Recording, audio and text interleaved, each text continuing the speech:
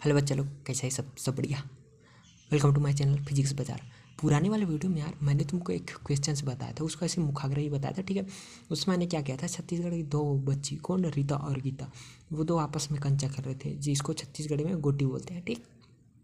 खेल रहे थे, उसमें कैसे फिजिक्स अप्लाई होता है उसको मैंने सिर्फ मुखाग्रा बताया था और बोला था कि उसका तुम मेरे को आंसर कमेंट में बता देने का, ठीक है। उसको बोला था, आप लोग उसको नहीं देखे हो तो वो वाला वीडियो एक बार जाके देख सकते हो।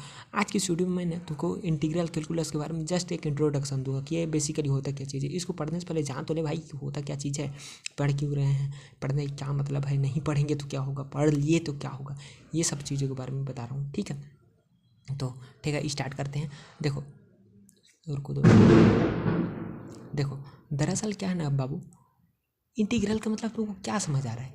इंटीग्रल का मतलब अब तक तुम मैथ्स में पढ़ ही लिए होगे यार, इंटीग्रेशन क्या होता है, डिफरेंशिएशन क्या होता है, इतना नहीं, थोड़ा बहुत इंट्रोडक्शन ले लिए होगे, डिटेल में नहीं तो, ठीक है। तो इंटीग्रल बेसिकली क्या होता है, ये एक जोड़ने वाला चीज़ होता है, ठीक है। जैसे तुमको अगर ट्रायंगल देती है, दो ट्रायंगल को जोड़ो बोलने से तुम लोग क्या करोगे, एक ट्रायंगल का एरिया फाइंड कर लोगे, दूसरे का भी फाइंड कर लोगे, और ऐसे करके दोनों का एरिया निकाल के उसको जोड़ के तुम उसका टोटल एरिया बता दोगे। उसी तरह से अगर रेक्टेंगल दे दिया तो उसको भी सेम करोगे, अगर कोई सर्कल दे दिया तो उसको भी सेम करोगे, ठीक है। इस तरह से अगर कोई और एनी शेप दे दिया जिसका हम एरिया वगैरह इजीली फाइंड कर सके तो उसका इजीली फाइंड करके मेरे को बता दो भाई इसका ऐसा ऐसा चीज़ होता है।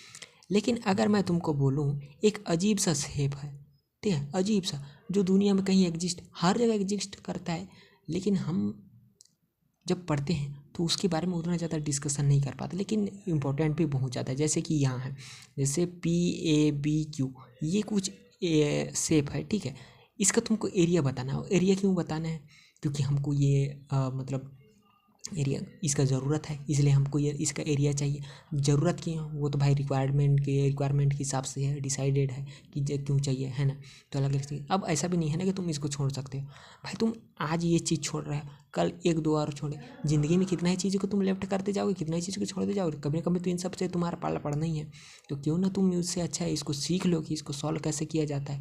तो इसी चीज़ को सिखाने के लिए तुमको क्या है, इंटीग्रल कैलकुलस के बारे में पढ़ाया जाता है कि इंटीग्रल कैलकुलस में बेसिकली तुम लोग पढ़ोगे क्या चीज़, ये अप्लाई कहाँ होगा। बहुत लोग बोलते हैं ना कि ये सब चीज़ें फालतू चीज़ें, पढ़ाई क्यों जाता है, डेली लाइफ में अप्लाई होता है। भाई तुम अप्लाई ही नहीं करते इसलिए तुम्हारी लाइफ में अप्लाई नहीं होता, लेकिन जिसके लिए ये अप्लाई होता है उसके लिए ये ज़िंदगी का पूरा जीवन मरण वाला सवाल हो जाता है, ठीक है।